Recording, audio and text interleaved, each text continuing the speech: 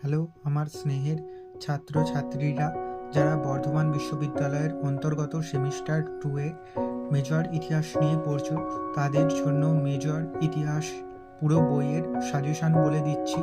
যে কোশ্চেনগুলো দেখে গেলে অবশ্যই তোমরা কমন পাবে।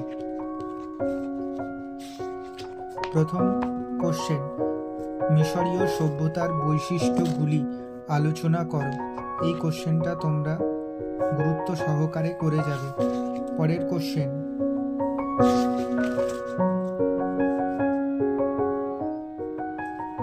ফেরাওরা কিভাবে মিশরের রাষ্ট্রীয় সংহতি সাধন করেছিলেন? এই কোশ্চেনটা করে যাবে। তারপর, মিশরীয় সভ্যতার অর্থনৈতিক অবস্থা কেমন ছিল? এই কোশ্চেনটা খুব ইম্পর্টেন্ট, এই কোশ্চেনটা করে যাবে।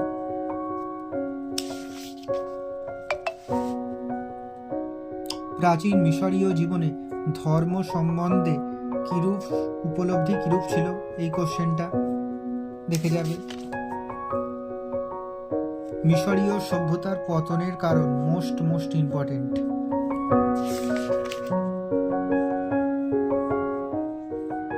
তারপরে 5 নম্বরের কোশ্চেন, প্রথম অধ্যায়ের, মিশরীয়রা কেন পিরামিড তৈরি করেছিল?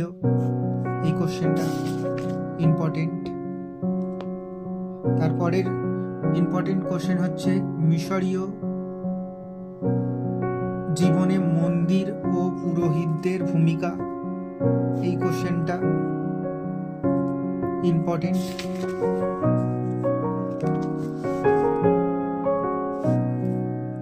তারপর এই চ্যাপ্টারের 2 নম্বরের ইম্পর্টেন্ট কোশ্চেন হচ্ছে, মিশর নামকরণ হলো কিভাবে?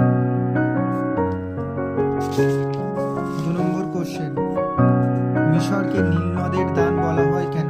এই কোশ্চেনটা খুব ইম্পর্টেন্ট। মেনেস কে ছিলেন? পিরামিড যুগ কি? এটা দেখবে।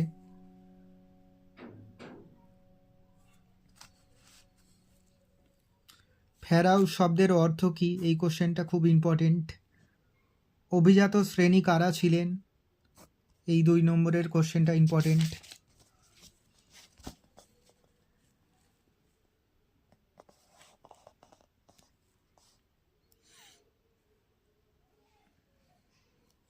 প্রাচীন মিশরে দাস প্রথা কিভাবে উদ্ভূত হয়েছিল? এই কোশ্চেনটা ইম্পর্টেন্ট, এটা দেখে যাবে। পুরোহিত রাজা বলতে কি বোঝো? এই কোশ্চেনটা ইম্পর্টেন্ট। ফেরাও কিভাবে নির্বাচিত হতেন? এই কোশ্চেনটা ইম্পর্টেন্ট, দেখে যাবে।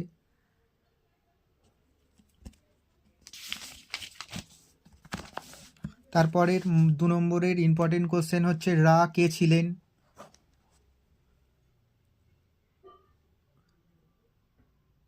আমন কে ছিলেন?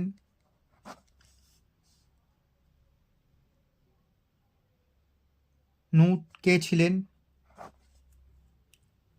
সু কে ছিলেন? গেব কে ছিলেন? বাস্টেট কে ছিলেন? এই কোশ্চেনটা দেখে যাবে। বেস কে ছিলেন? তারপর মিশরীয় ধর্ম বিপ্লব কি? এই কোশ্চেনটা দেখে যাবে। হ্যাপি কে ছিলেন? হাইরোগ্লিফিক বলতে কি বোঝো? এই কোশ্চেনটা ইম্পর্টেন্ট। হাইরোগ্লিফিক কিভাবে লেখা হতো? এই কোশ্চেনটা ইম্পর্টেন্ট আছে, এটা দেখে যাবে।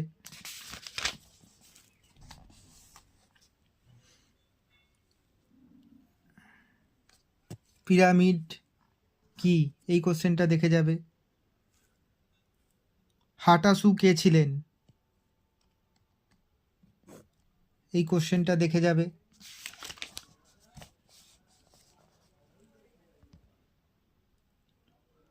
মিশরীয় মহামারী কি?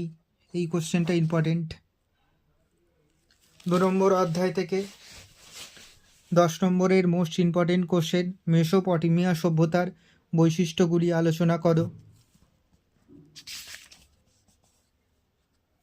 তারপরে হচ্ছে, মেসোপটেমিয়ামের সামাজিক স্তর বিন্যাস আলোচনা করো। 10 নম্বরের ইম্পর্টেন্ট কোশ্চেন। তারপরের কোশ্চেন, মেসোপটেমিয়াম সভ্যতার অর্থনৈতিক জীবন এর সংক্ষিপ্ত পরিচয় দাও।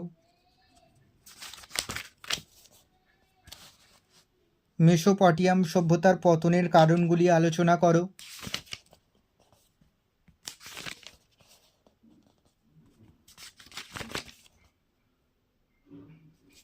সুমেরীয় সভ্যতার পতনের কারণ নির্ণয় করো, এটাও খুব ইম্পর্টেন্ট।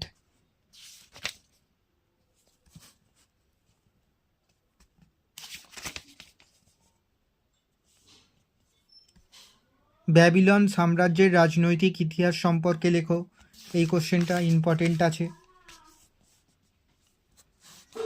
এই কোশ্চেনটা, রাজা হামুরাবির আইন সংহিতা সম্পর্কে টিকা লেখো।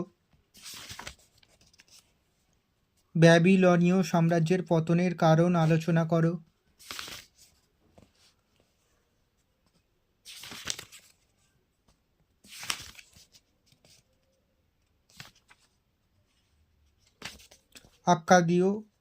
আক্কাদিয়ান সাম্রাজ্যের পতনের কারণ আলোচনা করো।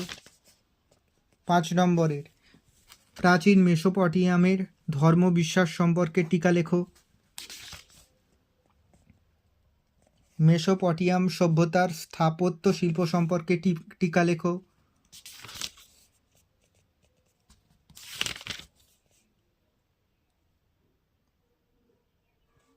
আরবীয় সভ্যতার ধর্মীয় এবং শিল্প সম্পর্কে টিকা লেখো, এই কোশ্চেনটা দেখে যাবে।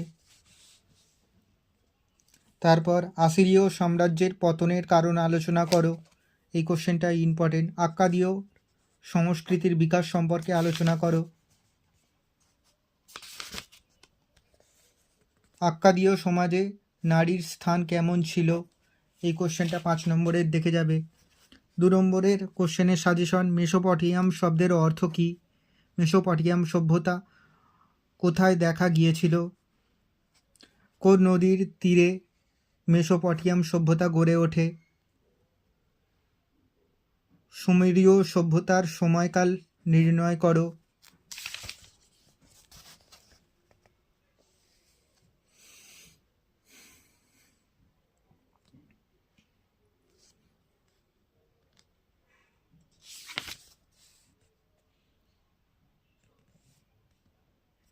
ব্যাবিলনীয় সভ্যতা বলতে কী বোঝো? জলবায়ু বাঁধ ব্যবস্থা বলতে কী বোঝো? কিভাবে সুমেরীয় সভ্যতার পতন ঘটে, এই কোশ্চেনটা দেখে যাবে।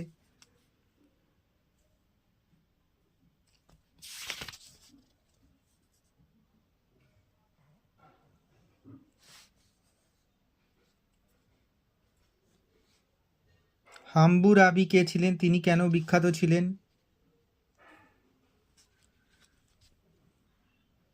হাম্বুরাবি কোডে কি ব্যবস্থা ছিল? ব্যাবিলন কোথায় অবস্থিত?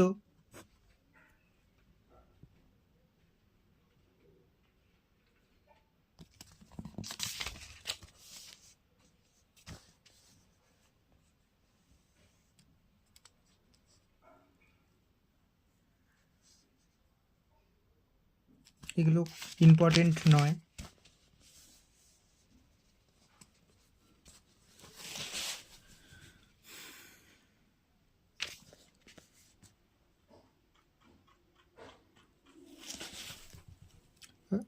এটা, রাজা সারগন কে ছিলেন?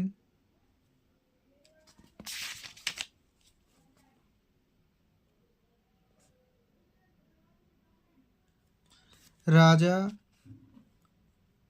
নারামুসিন কে ছিলেন? ভুঙ্গি কে ছিলেন?